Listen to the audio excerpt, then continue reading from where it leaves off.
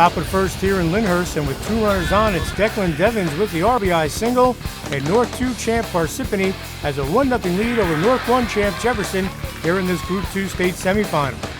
Then with 1 out, it's Ben Hugum dropping down the suicide squeeze, and Dan Ruggiero, who reached on an error, scores, and the Red Hawks have a 2-0 lead. Jefferson pitcher Josh Sadowski ends the inning here with the K, but Parsippany's off to the quick 2-0 lead over the Falcons.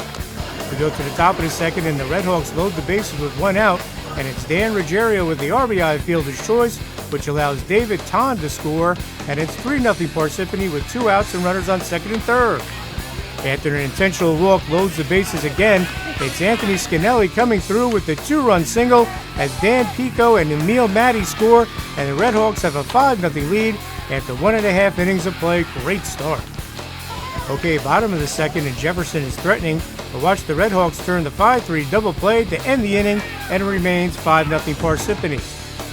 We go to the top of the fourth, and Parsippany continues to put runners on, this time with 2 outs and the bases loaded. It's Tony Nowicki with the ribby single to left as Dan Ruggiero scores, but Jefferson gets the trail runner to end the inning as Anthony Imperato makes the tag, but Parsippany has a 6-0 lead. All right, New Jefferson pitcher Vince Montone settles things down here in the top of the fifth with a strikeout here to end a 1-2-3 inning, but Jefferson still trails 6-0.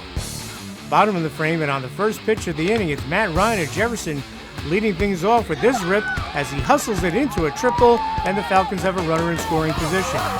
And Jefferson gets on the scoreboard here on this run-scoring single from Sean Perry as Ryan trots home, and Jefferson's down 6-1.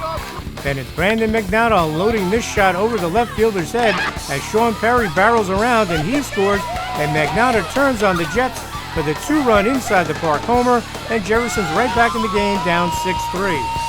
But Parsippany starter Declan Devins ends the uprising here with the strikeout with 2 runners on to keep it 6-3 Red Hawks.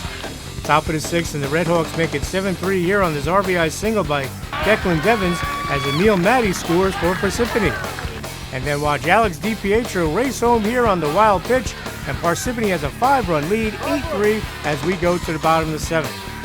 And the Red Hawks punch their ticket to their first state final since 1978 on the grounder as they top Jefferson 8-3 to advance to the Group 2 state final. Coach Hopkins does a great job and I have all the respect for Parsippany. I like Ken a lot. We've become friendly over the years, so I'm really happy for them and Parsippany. But early on, it was just all self-inflicted.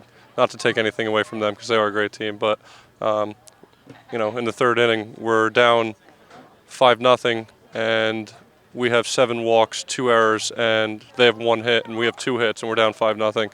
You can't win games at this point of the year playing baseball like that. So it's just frustrating that we lost today, and that was not the team that I've seen all year out of us. So it's just frustrating to go down that way, but it doesn't take anything away from the season that we had. Yeah, and just to elaborate on the season, we've talked before, you were able to accomplish some big goals for especially the seniors. Oh, absolutely. I'm so happy for the seniors. State sectional champs, conference champs, most wins in school history. I mean, it stings now, but when we sit back and celebrate the year, it was definitely an amazing year, and I'm really happy for the seniors. And like you said, it sticks now, but talk about how you can pick the seniors up. Their lives aren't over. No, absolutely. Most of the seniors are playing at the next level. Yes, there's nothing like high school baseball, and these guys have been playing together for a long time, and it's always a sad thing to see a good senior class go, especially when they've been with me for 4 years, most of them. So, they're just going to stick together. We're going to have a nice celebration at the banquet, and it stings now, like you said, but we'll come back together, and they'll really appreciate and look back on what they did this year. And I know a lot of teams, they might not realize it at this point in the season, but this is a huge motivation for next year to get back here using this loss. Talk about the guys that are going to come back. They're going to remember this.